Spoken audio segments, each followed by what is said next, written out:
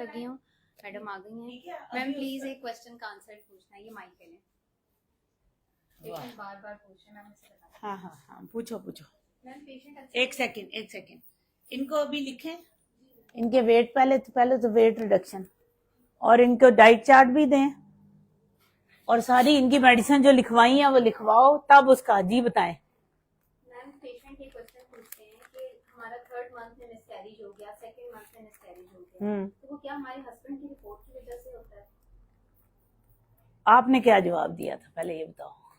मैंने पेशेंट को ये जवाब दिया था, नहीं हस्बैंड की रिपोर्ट की वजह से मिसकैरेज तो नहीं होता। मैडम आपको इसके बारे में, इसका मतलब है आपने मेरी वीडियो सुनी नहीं। हाँ, इसका मतलब है लोग एजुकेट हो रहे हैं लेकिन मेरा स्टाफ एजुकेट नहीं हो रहा, ऐसे ही है। आवाज आ रही है ना? हाँ ठीक है। किसी ने कहा कि आवाज नहीं आ रही तो बता देना, ठीक है। अच्छा जी, आप इतना पीछे हो जाओ ना यार, बिल्कुल ही सर पे खड़ी हो ना। हाँ, मैं अभी आपको बताती हूँ, ठीक है, बताती हूँ अभी। हाँ ठीक है। अच्छा, इस लड़की ने सवाल डाल दिया मुझ पे।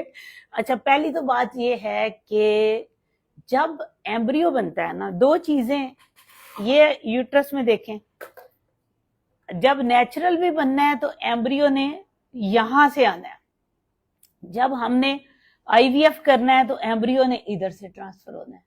फर्क कितना है, आता एम्ब्रियो ही है। अब अगर एक एम्ब्रियो प्रॉपर तरीके से यूट्रस के अंदर नहीं पल रहा और अर्ली फर्स्ट ट्राइमेस्टर में, मतलब कि पहले 3 माह में अगर मिसकैरेज होता है, तो पहली रीजन ये है कि एम्ब्रियो ही ठीक नहीं है।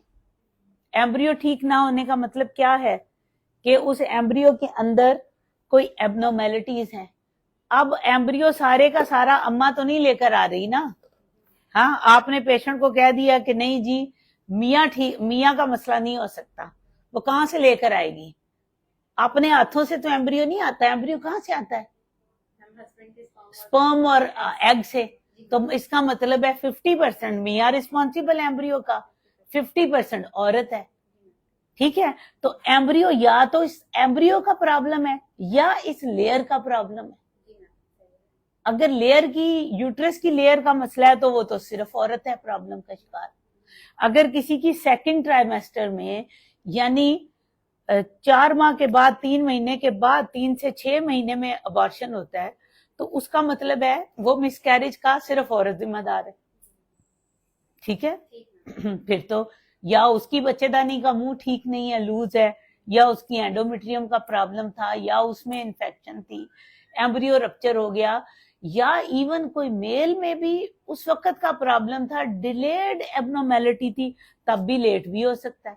लेकिन पहले 3 महीने में दोनों 50% का प्रॉब्लम है, ठीक है। मियाँ का भी उतना ही कसूर है, बीवी का है। जब मियाँ जो बड़े खुशी से कहते हैं, जब उन्हें हम ये कहें, ऐसे ही होता है, उन्हें कहें जी बार बार हमल जाया हो रहा है तो जी आप करवा लें, टेस्ट करवा लें, तो वो कहते हैं जी मेरे तो बच्चे हो रहे हैं।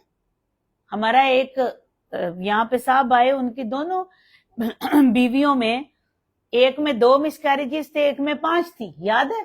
जब मैंने उसे कहा कि आप टेस्ट कराएं, वो कहता जी मैं तो बिल्कुल ठीक हूँ, मेरी दोनों बीवियां प्रेग्नेंट है। मैंने कहा आपके बच्चे नॉर्मल तो नहीं है? कहता जी वो मेरी जो मसाई है उसके 2 बच्चे मेरे हैं। मैंने कहा वाह, जो तुम्हें कह रही है, यानी ये हाल है। और जब हमने उनके स्पर्म किए थे, कितने 1% मॉर्फोलॉजी था, उसको बुला के कहा कि भाई तू 10 बीवियां भी कर लेना, या मिसकैरेजेस होंगे तो या बच्चा एबनॉर्मल उसका। इवन इक्सी के बाद भी पता नहीं, हमने पीजीडी किया तब जाके उसका अब तक सिर्फ 1 बच्चा पैदा हुआ है। तो दिस इज वेरी इंपॉर्टेंट। मेल को कोई सनद नहीं मिल जाती कि मेल बीवी, उसकी बीवी प्रेग्नेंट हो गई थी तो अब उसके पास सनद है, या मेल का एक बच्चा नॉर्मल हो गया था तो उसके पास सनद हो गई कि अब उसका बाकी बच्चे जो हैं वो बिल्कुल नॉर्मल होंगे। उसकी एबनॉर्मेलिटीज की वजह से भी एम्ब्रियो एबनॉर्मल हो सकता है, और उस एबनॉर्मल एम्ब्रियो का भी मिसकैरेज हो सकता है। बस अब मुझे काम करने दो।